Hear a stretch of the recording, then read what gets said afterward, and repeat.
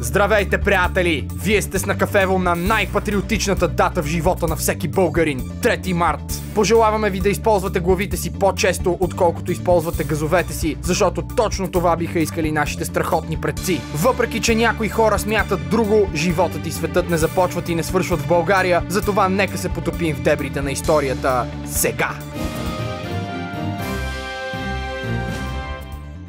Преди лайката си е брало колко време във футбола е въведена дуспата, което води до 100% увеличение на хомосексуалистите сред съдиите. Безразлични сме към това, защото не е толкова важно каква е сексуалната ти ориентация, колкото е важно да не гласуваш за БСП. Днес са родени не един, а двама французи. Писателят Лео Мале и мореплавателят Ив Жозеф Дю Карлеген Дю Тремарек, който за времето, в което прочетохме името му, обиколи земята 3 пъти. Изумително!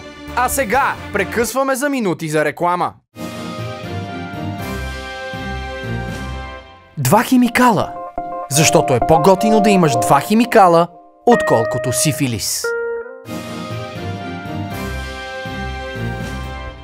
На днешния ден в Грузия празнуват деня на майката Деба, в Япония пък е денят на детето, а в световен мащаб се отбелязва денят на писателя. Чувстваме се тройно празнични, защото сме майки на този клип, имаме по 2 извънбрачни деца и освен това пишем статуси във Фейсбук. На вас можем да пожелаем на луната с колата да возите жената, да прочетете басня на Езоп, да изхвърлите букука на приятел, да се разделите с приятелката си заради несходства в характерите, както и да не забравяте мъдрата мисъл на родения на Килиманджаро архитект и народен лечител Майкъл Фелпс. Моята жена има най-дългите крака.